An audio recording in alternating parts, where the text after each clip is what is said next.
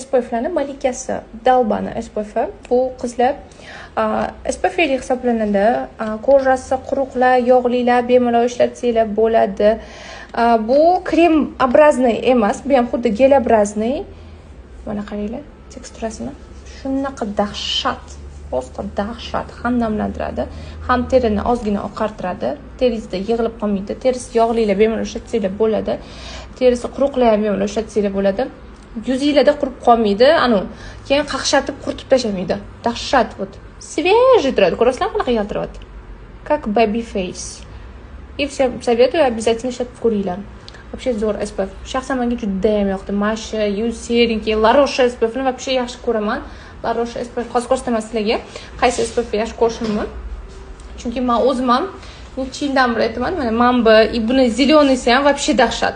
Yashilligi va gap bo'lish mumkin emas. O'zim ishlatgan SPF